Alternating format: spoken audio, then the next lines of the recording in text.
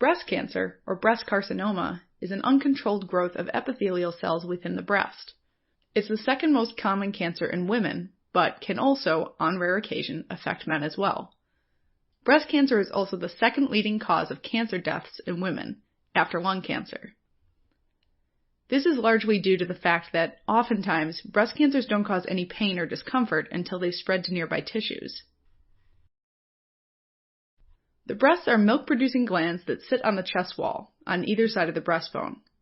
They lie on top of the ribs and the pectoral muscles, and they're divided into three main parts. The glandular tissue that makes the milk is made up of 15 to 20 lobules. Inside each of these lie a bunch of grape-like structures called the alveoli, which are modified sweat glands surrounded by a basement membrane made largely of collagen. Zooming in on the alveoli, there's a layer of alveolar cells that secrete breast milk into the lumen, which is the space in the center of the gland. Wrapping around the alveolus are special myoepithelial cells that squeeze down and push the milk out of the lumen of the alveolus, down the lactiferous ducts, and out one of the pores of the nipple. Now, surrounding the glandular tissue is the stroma, which contains adipose or fat tissue, and this makes up the majority of the breast. Suspensory ligaments called Cooper's ligaments run through the stroma and help keep it in place. These ligaments attach to the inner surface of the breast on one end and the pectoralis muscle on the other. Just beneath the skin covering the breast, there's a network of tiny lymphatic vessels that drain the lymph, which is a fluid containing cellular waste products and white blood cells. These lymphatic vessels mainly drain into a group of lymph nodes in the axilla, or the armpit. Now, the cells of glandular tissue have receptors for certain hormones, like estrogen and progesterone, which are released by the ovaries, and prolactin, which is released by the pituitary gland. These hormones stimulate the alveolar cells to divide and increase in number, which makes the lobule enlarge.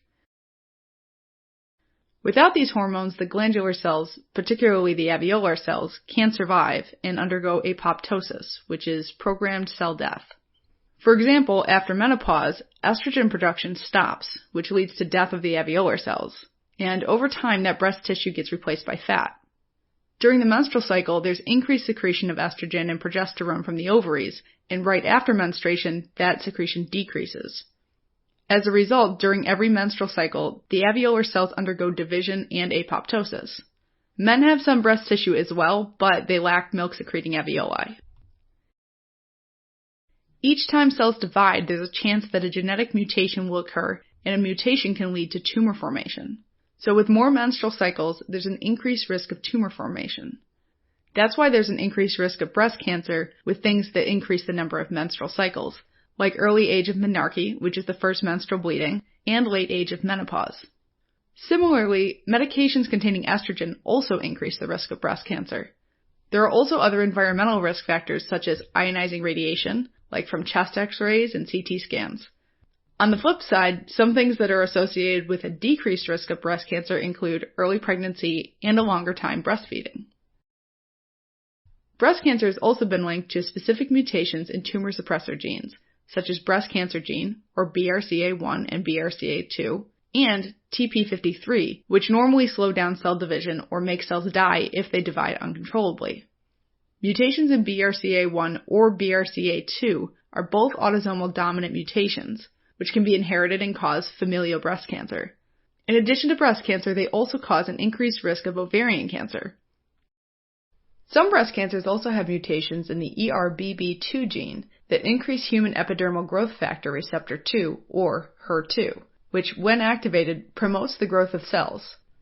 In males, breast cancer is usually caused by inherited mutations in the BRCA1 and 2 genes. Once a cancer-causing mutation does occur, the affected cell, which is most commonly an epithelial cell that lines the ducts or the lobules, begins to grow and replicate out of control, forming a tumor. This tumor, also called an in situ carcinoma, is initially localized within the basement membrane of the alveoli and can be of two types.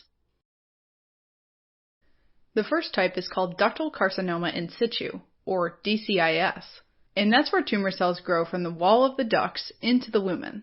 If left untreated, over time, DCIS can cross the basement membrane to become invasive ductal carcinoma.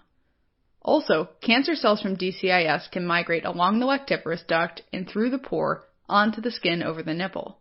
This is called Paget disease of the nipple. These cancer cells release a substance called mobility factor, which helps them break into and settle in between the squamous epithelial cells.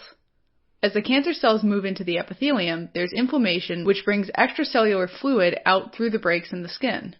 This fluid then dries and forms crusts over the skin surface. The second type is called lobular carcinoma in situ, or LCIS, and that's where clusters of tumor cells grow within the lobules without invading the ducts, causing the affected alveoli to enlarge. Unlike DCIS, over time, LCIS doesn't cross the basement membrane to form invasive lobular carcinoma. LCIS got its name many years ago before it was realized that it's actually not a breast cancer, in the sense that it doesn't invade surrounding tissues. Just like healthy alveolar cells, some breast cancer cells have hormone receptors that allow them to grow in the presence of the hormones. Based on the type of hormone receptors, breast cancers can be divided into three major types: estrogen receptor, or ER-positive and HER2-negative carcinoma, which is most common, HER2-positive and ER-positive negative carcinoma, and ER-negative and HER2-negative carcinoma. Breast cancer can cause a few complications. First, the tumor causes local inflammation, which causes damage to the suspensory ligaments and lactiferous ducts, resulting in their fibrosis. Next, the cancer can invade nearby tissues, like the pectoral muscles below and the skin above.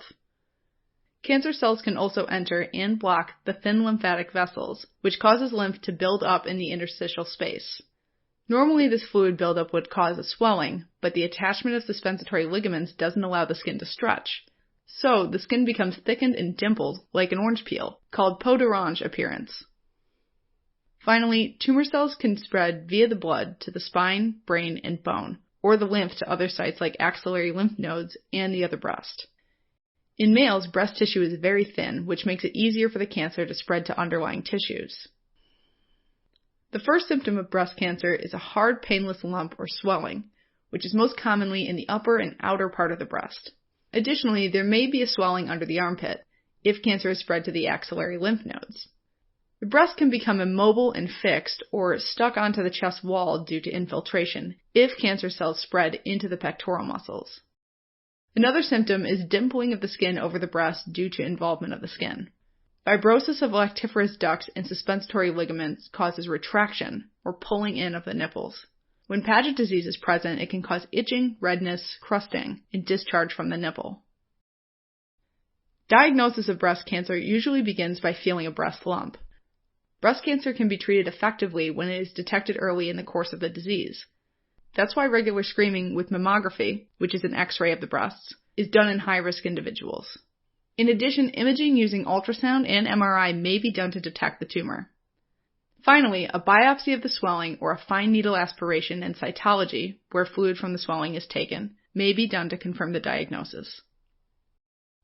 To determine the risk of breast cancer, each one is staged by the TNM system.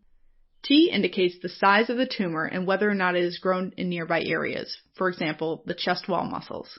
N describes the degree to which cancer has spread to nearby lymph nodes, particularly the axillary lymph nodes. And finally, M indicates the degree to which the cancer is spread to other sites or metastasized. Each of these categories is ranked from 0 to 4, with 4 being the most severe. Finally, the combinations of these substages determine the stage group, which are assigned 0 to 4. Treatment for breast cancer is based on the type and stage of the cancer, but commonly involves surgery, radiation therapy, chemotherapy, and hormonal therapy. Localized tumors are removed surgically by partial mastectomy, where the affected part is removed, and larger tumors, which have spread to nearby tissue, are removed by total mastectomy, where the entire breast is removed. In addition, nearby structures like lymph nodes may also be removed if the cancer has metastasized to them. Hormone therapy is used when tumor cells have hormone receptors like estrogen and HER2, and may include medications which block the formation or effects of estrogen. Alright, as a quick recap. Breast cancer, or breast carcinoma, is the uncontrolled growth of epithelial cells lining the ducts and lobules of the breast. Breast cancer usually begins as an in situ carcinoma, which can either be ductal carcinoma in situ, or DCIS, which is localized to the ducts, or lobular carcinoma in situ, or LCIS, which is localized within the lobules. Over time, in situ carcinoma can invade the basement membrane to become invasive carcinoma, involving the ducts and lobules. Breast cancer screening by mammography is done for early detection of cancer, which can be treated by a variety of treatment options, including surgery, radiation therapy, chemotherapy, and hormonal therapy.